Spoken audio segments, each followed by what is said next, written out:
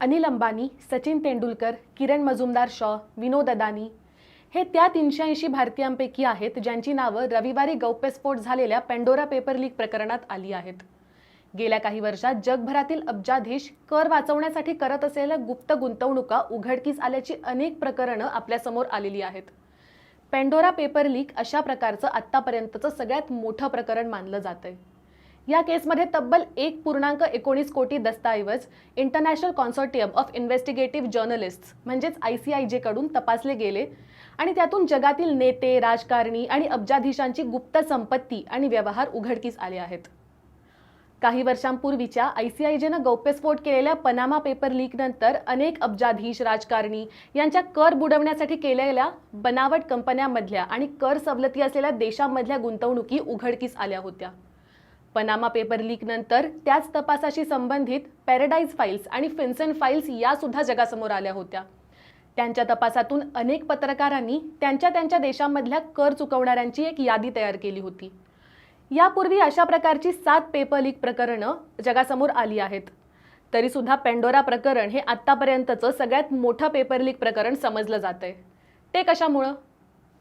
नमस्कार, मी प्राजक्ता जोशी आणि Indi journal made सिंपलच्या आजच्या एपिसोडमध्ये आपण पेंडोरा पेपर लीक प्रकरण समजून घ्यायचा प्रयत्न करूया. तर आधी आपण समजून घेऊया की पेंडोरा पेपर्सच्या तपासातून नक्की काय काय समोर आलंय. ICIJच्या अंतर्गत 117 देशांच्या 600 पत्रकारांनी 14 फायनान्शियल सर्व्हिस कंपनीजकडून मिळवलेल्या 2.94 TB डेटाचा तपास केला. यामध्ये कागदपत्र, फोटोज, ईमेल, स्प्रेडशीट्स अशा 1.19 कोटी फाईल्सचा समावेश होता. या फाईल्समध्ये नावं आलेल्या लोकांनी कर चुकवण्यासाठी निनावी कंपन्या तसंच खाजगी ट्रस्टमध्ये गुंतवणुका केल्या आहेत. जगभरातील अनेक श्रीमंत, पॉवरफुल लोक कर वाचवण्यासाठी कमी कर असलेल्या देशांमध्ये, ज्यांना टॅक्स हेवन्स म्हटलं जातं, तिथं गुंतवणूक करतात. कर वाचवण्याबरोबरच अवैध पद्धतीनं मिळवलेली मालमत्ता लपवण्यासाठी सुद्धा अशा प्रकारे परदेशात गुंतवणूक करण्याचा मार्ग अवलंबला जातो. पेंडोरा पेपर्समधून जवळपास 95,000 ऑफशोर म्हणजेच परदेशातील बँक खातेधारकांची नावं उघड झाली आहेत. ब्रिटिश व्हर्जिन आयलँड्स, बलीज, सायप्रस, संयुक्त अरब अमिराती, पनामा, सिंगापूर आणि स्वित्झर्लंड या देशांमध्ये मुख्यतः अशा प्रकारच्या गुंतवणुका केलेल्या या तपासातून आढळल्या. 2016 मध्ये समोर आलेल्या पनामा पेपर्स लीकमधून जगभरातील बलाढ्य आणि श्रीमंत व्यक्तींनी अनेक टॅक्स हेवन देशांमधल्या कंपन्यांमध्ये आणि संस्थांमध्ये गुंतवणुकी केल्याचं समोर आलं होतं. यानंतर मोठ्या प्रमाणात अब्जाधीशांनी त्यांच्या मालमत्तेची पुनर्रचना केली आणि किचकट बहुस्तरीय ट्रस्टमधून गुंतवणुका करायला सुरुवात केली. इंडियन एक्सप्रेसनं जाहीर केलेल्या पेंडोरा पेपर्समध्ये आलेल्या भारतीयांच्या यादीत 300हून अधिक नावं आहेत. यातली निदान 60 नावं ही प्रसिद्ध आणि महत्त्वाची आहेत. प्रामुख्याने समोर आलेल्या नावामध्ये क्रिकेटपटू सचिन तेंडुलकर आणि उद्योगपती अनिल अंबानींचं नाव समोर आलेलं आहे. धक्कादायक म्हणजे भारतीय लष्करी सेवेतले retired lieutenant general Rakesh Kumar Lumba यांचंही नाव या प्रकरणातून बाहेर आलंय. स्वतःच्या लष्करी पदाची वाच्यता न करता आपल्या मुलासोबत त्यांनी सिसिलीजमध्ये एक कंपनी 2016 साली स्थापन केली. त्याची भांडवली रक्कम ही $1,00,000 तर अपेक्षित टर्नओव्हर हा $10,00,000 एवढा होता. याच्या व्यतिरिक्त गांधी परिवाराशी जवळीकीचे संबंध असलेले सतीश शर्मा, ज्यांचा यावर्षी फेब्रुवारी महिन्यात मृत्यू झाला, यांच्याही काही परदेशी संस्था तसंच मालमत्तेत गुंतवणूक असल्याचं ICIJच्या तपासातून बाहेर आलंय. शर्मा यांच्या पत्नी, मुलं आणि नातवंड असे त्यांच्या कुटुंबातले निदान 10 सदस्य न्यूझीलंडमधल्या जेन झेगर्स ट्रस्टचे लाभार्थी आहेत. हा ट्रस्ट 1995 मध्ये स्थापन झाल्याचं तपासातून समोर आलंय. मात्र कोणत्याही निवडणुकांच्या वेळी कधीही ही मालमत्ता त्यांनी निवडणूक आयोगासमोर घोषित केली नव्हती. भारताचे स्टार क्रिकेटपटू आणि राज्यसभेचे माजी खासदार सचिन तेंडुलकर आणि त्यांच्या कुटुंबियांची नावंही ब्रिटिश व्हर्जिन आयलँड्सच्या सास इंटरनॅशनल संस्थेत लाभार्थी मालक म्हणून आलेली आहेत. या तपासातून 2016 साली तेंडुलकर यांनी पनामा पेपर लीक प्रकरणानंतर त्यांचे हे ॲसेट्स लिक्विडेट केल्याचं सुद्धा समोर आलंय. पेंडोरा पेपर्समधून समोर आलेल्या नावांमध्ये अजून एक मोठं नाव रिलायन्स ADA ग्रुपचे अनिल अंबानी यांचं आहे. या पेपर्सनुसार अंबानी तसंच त्यांच्या निकटवर्तीयांच्या जर्सी, ब्रिटिश व्हर्जिन आयलँड्स आणि सायप्रस येथे कमीत कमी 18 ऑफशोर कंपन्या आहेत. यातल्या 7 कंपन्या गेल्या 3 वर्षात सेटअप झाल्या असून त्यांनी आतापर्यंत $130 कोटी व्यवहार केलेले आहेत. गेल्या वर्षी अनिल अंबानी यांनी UK मध्ये दिवाळखोरीचा अर्ज केला होता. या पार्श्वभूमीवर ही माहिती फारच महत्त्वाची ठरते. माजी income tax commissioner Sushil Gupta यांचंही नाव या पेपर्समधून समोर आलंय. गुप्ता यांनी 2017 मध्ये स्वतःच्या नावावर एक ऑफशोर कंपनी स्थापन केली, ज्याच्या अर्जात असं नमूद केलं गेलंय की या कंपनीचं भांडवल एका स्विस बँकेत जमा आहे. शिवाय गुप्ता यांच्या संपत्तीची रक्कम इथं $5 लाख एवढी नमूद केली गेली आहे. भारतीय महसूल सेवेचे माजी अधिकारी होमी राजवंश यांचंही नाव या प्रकरणात बाहेर आलंय, ज्यांना या अगोदर 2011 मध्ये सीबीआयनं पैशांची तस्करी केल्याच्या आरोपात अटक देखील केली होती. राजवंश यांच्या कंपन्यांवर स्वित्झर्लंडच्या अधिकाऱ्यांनीही कारवाई केली होती. या प्रकाराचा सर्व गोलमाल गोंधळ कसा केला जातो हे आमच्याकडून जाणून घेण्यापेक्षा जाऊयात एका एक्सपर्टकडे. अजित अभ्यंकर गेली 6 वर्ष जनवित्त अभियानाअंतर्गत या सर्व प्रकारच्या कर बुडवेगिरीवर बोलत आले आहेत. त्यांनी द ब्लॅक होल या नावाने एक पुस्तकही यासंबंधी लिहिलं आहे. तर त्यांच्याकडून जाणून घेऊया हे सगळं कसं घडतं. पहिल्यांदा पनामा पेपर्स आणि आता हे पॅन्डोरा पेपर्स, याच्यामधून जी काही माहिती पुढे येते आहे आणि ज्या उद्योगपतींची, मोठमोठ्या उद्योगपतींची, काही ब्युरोक्रॅट्सची आणि काही राजकीय नेत्यांची सुद्धा नावं भारतातल्या तसंच देशाच्या बाहेरच्या अशी मोठ्या प्रमाणात पुढे येत आहेत. याच्यामधून भारतीयांच्या समोर, विशेषतः सर्वसामान्यांच्या समोर 2 प्रश्न निर्माण होतात.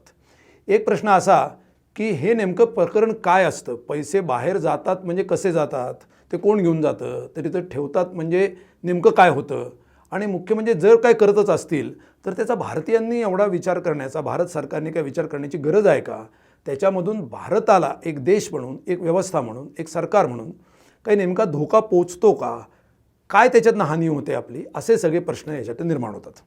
तर त्यातल्या काही 1-2 मुद्द्यांचा आपण थोडासा सर्वसाधारण स्वरूपामध्ये विचार करू. सगळ्यात पहिल्यांदा म्हणजे असं की ज्या देशांमध्ये, जे तथाकथित देश ज्याला टॅक्स हेवन्स असं म्हणलं जातं, म्हणजे करस्वर्ग.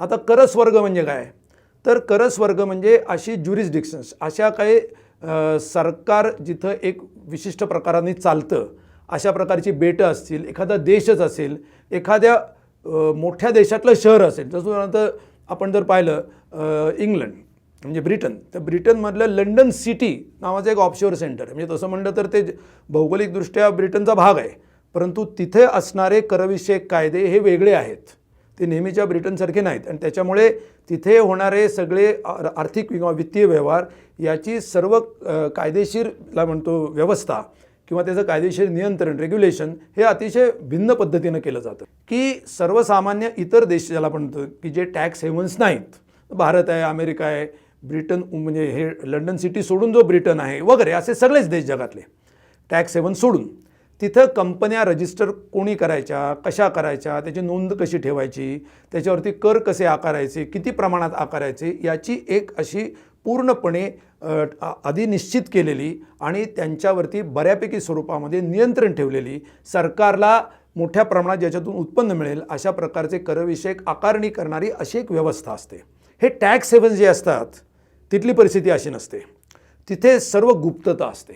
कंपनी रजिस्टर करायला गेलेला मनुष्य हा कोण आहे हे त्या सरकारला समजतं, परंतु ती माहिती दुसऱ्या कोणालाही कळणार नाही अशी व्यवस्था तिथं केलेली असते. म्हणजे त्याच्या भोवती गुप्ततेचं प्रचंड असं आवरण असतं. हा पहिला मुद्दा टॅक्स हेवनबद्दल आहे.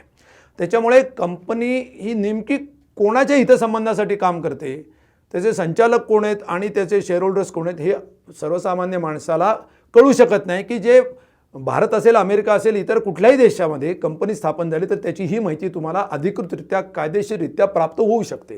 तशी टॅक्स हेवन्सबद्दल होत नाही. मग तो ट्रस्टसुद्धा असेल किंवा अगदी व्यापारी कंपनी असेल. दुसरा भाग तिथं असा असतो की तिथे जे इन्कम टॅक्सचे विशेषतः जे रेट्स असतात, दर असतात, ते रिडिक्युलसली कमी, म्हणजे अविश्वसनीयरित्या कमी असतात किंवा काही वेळा तर नसतातच. म्हणजे आता उदाहरणार्थ एक घ्या की भारत असेल, अमेरिका असेल, ब्रिटन असेल, फ्रान्स असेल, इटली असेल, या सगळ्या देशांमध्ये सर्वसाधारणपणे इन्कम टॅक्सची किंवा कॉर्पोरेट टॅक्स ज्याला आपण म्हणतो, कंपन्यांवरचा कर, कंपन्यांच्या नफ्यावरचा कर, तर त्याचा जो रेट आहे, त्याचा जो दर आहे, हा सर्वसाधारणपणे 30% असतो. म्हणजे पर्सनल इन्कम टॅक्समध्ये हायेस्ट स्लॅब 30%ची आहे आणि कॉर्पोरेट इन्कम टॅक्ससाठी for any profit it is 30%. आता हे जे असे करस्वर्ग ज्याला आपण म्हणतो, या ठिकाणी हे रेट्स 2%, 3%, 1% इतके कमी असतात आणि अनेक प्रकारच्या उत्पन्नावरती तर ते नसतात सुद्धा. त्याच्यामुळे तिथे जर एखादी कंपनी स्थापन केली आणि तिथे कुठल्याही पद्धतीनं आपला पैसा इतर देशातल्या अगदी भारतासहित आपण ज्यांची नावं वाचली त्यांनी तिथे जर तो पैसा ट्रान्सफर केला तिथल्या बँक अकाउंट्समध्ये तो कसा होतो ते आपण नंतर बघू. समजा तो केला पैसा ट्रान्सफर, तर तिथे ती कंपनी स्थापन झाली. त्या कंपनीने जर जगामध्ये कुठेही इन्व्हेस्ट केले पैसे, समजा भारतात केले, तर काय होतं की भारतात ते पैसे इन्व्हेस्ट केले की समजा त्याच्यावरती प्रॉफिट मिळाला. आता तो प्रॉफिट मिळाल्यानंतर त्याच्यावरती टॅक्स भारतातल्या दराप्रमाणे आकारला जायला पाहिजे की जो 30% असेल, पण नाही. इथं काय होतं की आपण त्या देशांबरोबर हे जे करस वर्ग आहेत या बहुतेक करस वर्गांच्या तिथली जे तथाकथित सरकार ज्याला आपण म्हणूया आता, तर त्या सरकारांच्या बरोबर एक करार भारत सरकारने किंवा इतर अनेक देशांनी केलेला असतो. त्याला म्हणतात double taxation avoidance treaty, DTAA. म्हणजे काय, तर भारतात पण समजा आपण असं कल्पना करा की परदेशातून म्हणजे मॉरिशसमधून समजा किंवा दुसऱ्या कुठल्या तर ब्रिटिश केमन आयलंड्स आहे किंवा ब्रिटिश व्हर्जिन आयलंड्स आहे, समजा तिथून समजा इन्व्हेस्टमेंट झाली भारतामध्ये, तिथे भारतामध्ये त्या इन्व्हेस्टमेंटवरती नफा मिळाला, तर भारतातल्या दराने त्याच्यावरती इन्कम टॅक्स आकारला जाईल. आणि ते पैसे जर त्यांनी तिकडे पाठवले आणि नाही जरी पाठवले तरी ती तिथली कंपनी आहे, म्हणजे तिथला रेसिडेन्स आहे त्या कंपनीचा, त्याला रेसिडेन्स असं म्हटलं जातं, तिथली नोंदणी आहे त्याची. त्याच्यामुळे लॉजिकली काय होईल की त्यांना त्यांच्या कायद्याप्रमाणे जगात त्या कंपनीने कुठेही प्रॉफिट मिळवला तरी त्यांना त्या रेटने टॅक्स द्यावाच लागेल. असं कुठल्याही कंपनीच्या बाबतीत होऊ शकतं. जी कंपनी अमेरिकेत स्थापन झाली असेल, ब्रिटनमध्ये स्थापन झाली असेल किंवा टॅक्स हेवनमध्ये स्थापन झाली असेल. म्हणून भारतामध्ये परदेशी गुंतवणूक यावी याच्यासाठी भारत किंवा इतर अनेक देश असे करार करतात की जर तुम्ही तुमच्या देशाच्या मध्ये याच्यावरती या नफ्यावरती कर आकारणार असाल तर भारतामध्ये तुम्हाला त्या उत्पन्नावरती कर द्यावा लागणार नाही, म्हणजे डबल टॅक्सेशन होणार नाही एकाच उत्पन्नावरती.